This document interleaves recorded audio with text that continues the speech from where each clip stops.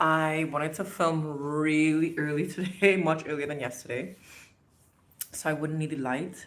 But I have a feeling I might still need light because it seems like it's a little bit dark, if I'm not mistaken. Lighting's okay right now. Y'all, so yesterday I talked about going home. I sound a little bit better already, right? I'm not as hoarse as I was yesterday, which was quite good. Sorry. I decided to now was the time for my throat to start getting cleared. Um, but I talked about going home, my flight home, what it was like being back home for Christmas, and then I came back to China. So it seems like there was some sort of virus going around before I went home to Trinidad because almost all my coworkers were sick. I was not getting sick because I think it's because of this kombucha that I'm making and this kefir that I was drinking. I think that's why I wasn't sick before I went home, before I left China.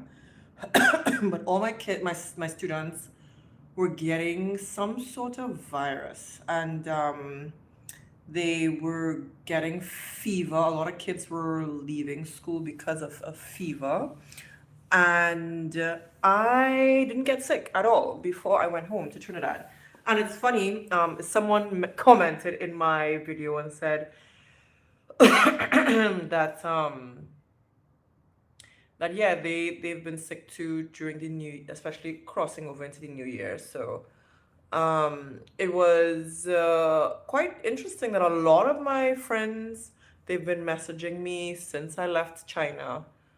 They're like, yeah, be careful when you go back to China because there's something going on, and they're sending me all these clips and videos telling me to be careful. But yeah, I have not experienced much here. It's pretty chill here in the city, where I think a lot of people might be quite sick right now is in the northern part of China because it's heavy snow, it's much colder temperatures. I got a little sick when I went to Beijing because I went to Beijing just before the weekend before I went home. So, but I think I got sick because of the temperature difference and temperature change. So, that might have. I don't think I was sick from anything other than just the weather itself, the climate being so drastically different between where I live and Beijing. So, um, thankfully, overall, I'm getting a lot better. I'm taking my meds, my vitamins. I'm back on my kefir and my kombucha, drinking that. This one is quite strong. This one is pomelo and ginger. So that's quite cool. It's nice. It's still sweet, so it's not ready. It's not quite ready for consumption. It's a lot cooler inside my apartment, so it's gonna take a little bit longer for the kombucha to get the full fermentation the second time around, right? And the first time around too, actually.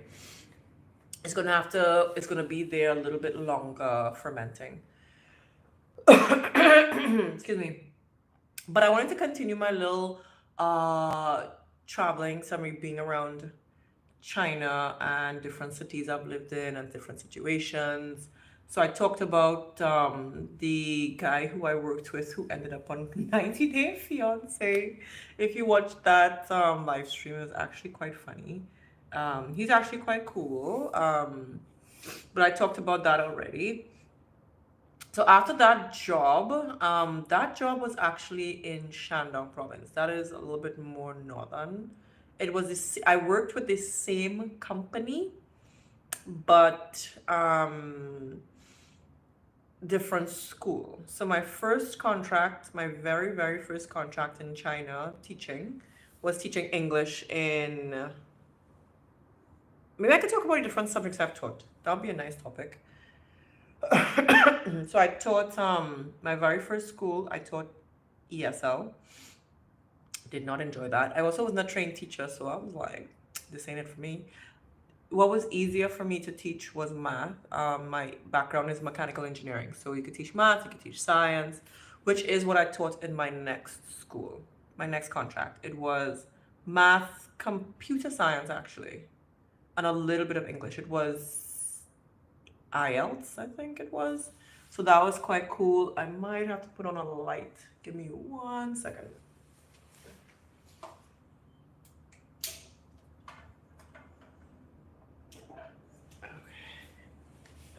Okay, that might help a little bit with the because it's getting it's getting dark very quickly. So, excuse me. Um, what was I saying? Yeah, basically it got quite interesting as my contracts changed. I went from teaching ESL, and of course, more you go into like specialist subjects, your pay it gets better. So that's something to think about if you ever consider coming to China. So what else did I teach?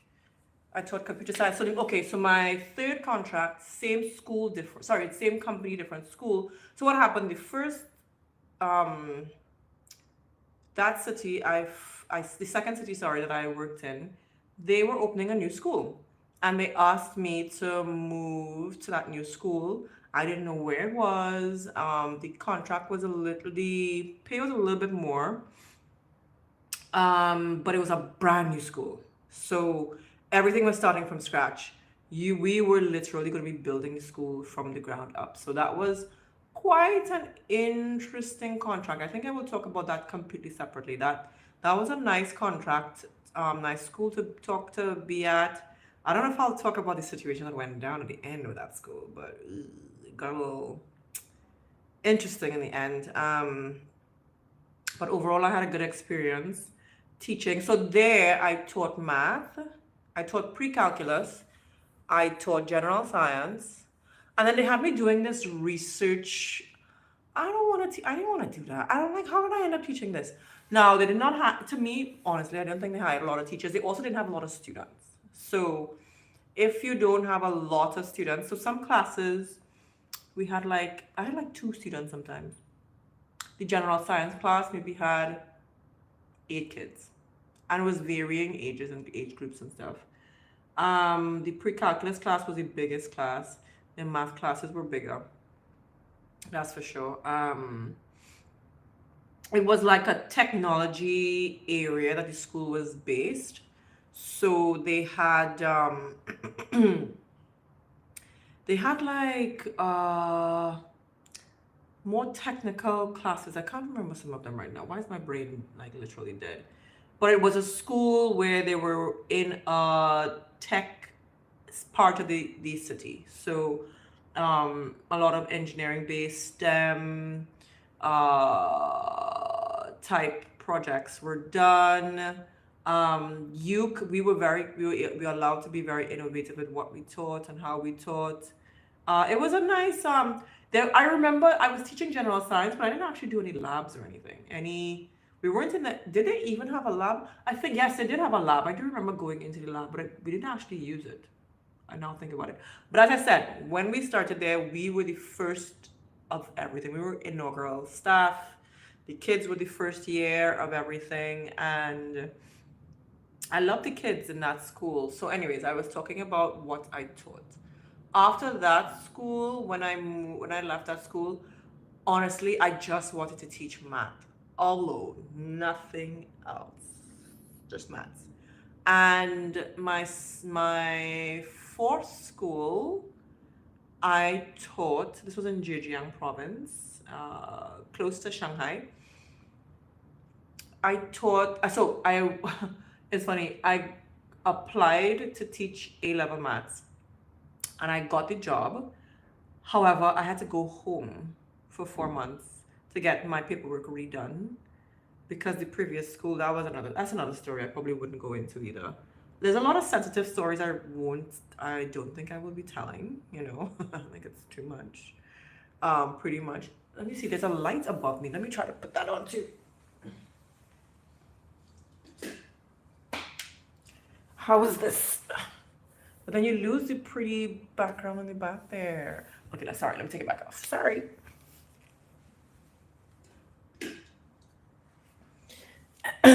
think this will have to work for now. Let's keep it cozy. So basically, yeah, I wanted to teach maths only. I got into that school to teach A level maths. I ended up going home. And what what happened basically was that sorry. um I ended up getting stuck out in Trinidad trying to sort my paperwork out because of my married name, my maiden name. It was just like all over the place. Um I was also still in the midst of a divorce, so um that was a little bit tricky. Actually, going home helped me get the divorce happen fast actually. That was actually a blessing in these guys as well. A lot of stuff. I was able to do so much stuff because I went home. So it all worked out really well. And then so anyways, all my stuff came through. I left. I went home and sorry, I came back to China, sorry. And but by the time I got back to China, it was November, like almost the end of November, like the third week of November. And remember, it's A levels. You can't lose time with a teacher. Like you have to prepare for be starting preparation for A levels long before that. So by the time I got there, they had given my position to someone else. So what they asked me to do was to, luckily they kept my contract because I remember being at home in Trinidad and a lot of my friends were like, "Are you sure you still have a job? You still like you've been in Trinidad at that point?" I think I'd gone home since July, so August, September, October, 4 months, yeah, November. So a lot of my friends were like jokingly saying it, but I was like, damn, do I started to question myself. Do do I have a do I still have a job? I'm not even sure anymore. But I ended up in Trinidad. Sorry, I ended up in sorry, back in China, and I actually did not have my contract anymore, so they were correct. I didn't have that particular job anymore. The school kept me because really and truly, when I started to understand the school, I was like, oh, there's a, there's a high turnover here. I stayed 4 years, right? But I had been to other schools already in China, so I'm like, sorry, oh my god, I'm dying. Let me drink something. I'm like, oh, this I've been at worse schools. This I could deal with this. So things people were complaining about, or things people would have left the school for, I it didn't bother me because one, I knew how to negotiate my contracts at that point, and two, I came in at a decent salaries. Because when I was hearing the salaries from other people, my job I couldn't show my shop because I'm like, how are you like? Why are you here? Like that is, and I think that's what started happening. Some people were hearing about the salaries of others and realizing like, oh, I'm not making anything near what you're making, or I'm making half what you're making, and it's like crazy numbers we started to hear.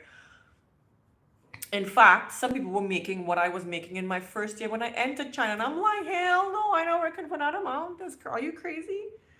If you want to know how much I made, look at my previous film on my previous videos, where I talk about how much I made in my first contract in China. But basically,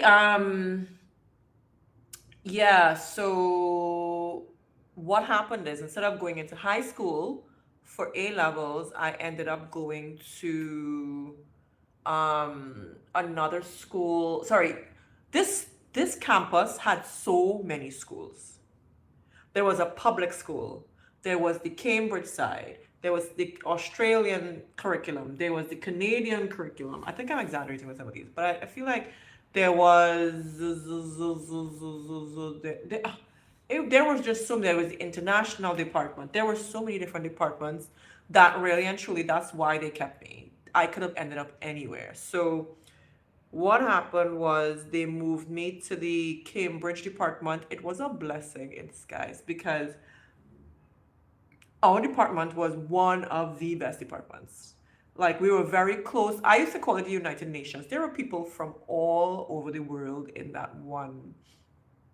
There was actually a Trinidadian girl who was in that first. She was in the first year with me when I started working there. Yeah, and her name I don't know. I don't want to call her name, but she's a really sweet girl, and it's so funny. I found out that she knew my sister. I didn't know that until after the fact. She knew my sister, and some other mutual friends and stuff. There were people from, so she's from Trinidad. There were people from South Africa, Ghana, Egypt, India, Pakistan. There's a guy from Iceland, America. There were Americans, all in one department. England, all one department. And this school had like 10 different departments. Um, so varied and diverse cultures and backgrounds. I love this was one of my favorite schools that I was at. So trust me, I was kicking and screaming when anyways, things ended with that. There's so many stories to tell you guys. But yeah, so I taught when they took me in, I was like an orphan because remember I lost my contract in the high school department. So Cambridge was like, you know what? One of our teachers, who actually I'm really good friends with, he's from Ghana. He had to go home. Can you fill in for him? He's a science teacher, and I was like, cool, no problem. So I filled in for him at first, and he returned maybe a couple of weeks later. And then we had what do you call it?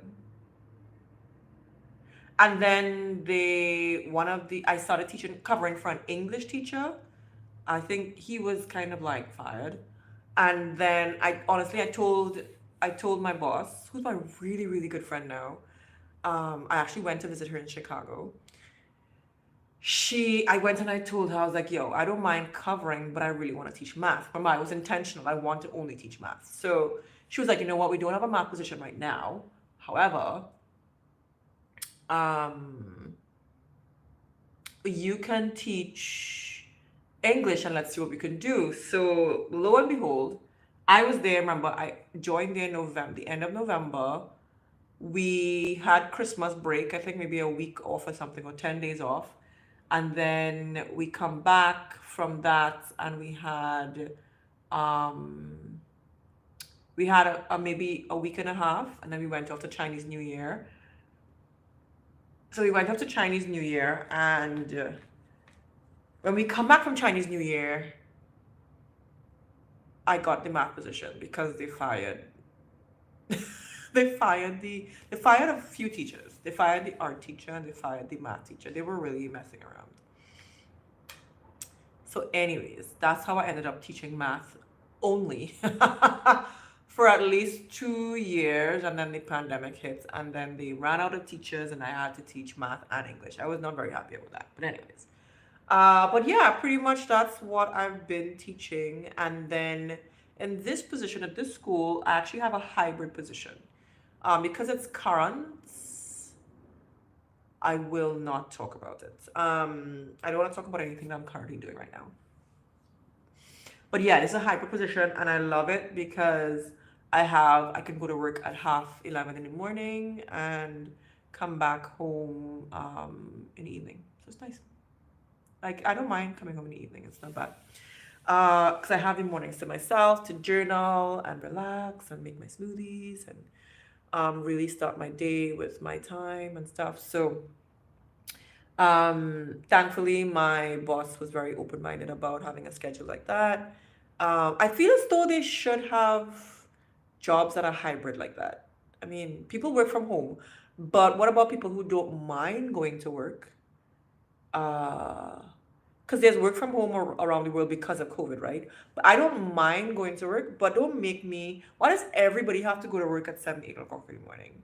Why is it they differentiate for students and students have all these accommodations, but for adults, it's always cookie cutter? Why? Why? Because there are a lot of societies that don't have like a flexible starting time, right? Because there might be some teachers who don't mind starting later and come and leaving later, you know?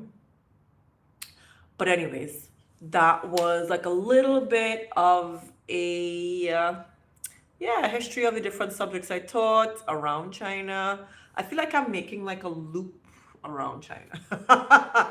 um, so it's been quite a crazy journey of different things that I've taught.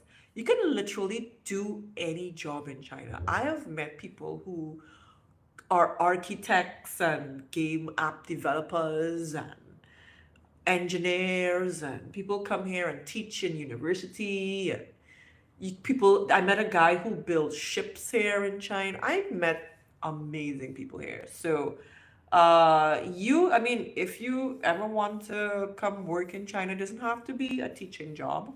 Go on LinkedIn and see what you find. I think that would be quite cool for you to explore. But anyways, this was a nice chat. Talk to you guys later. Bye.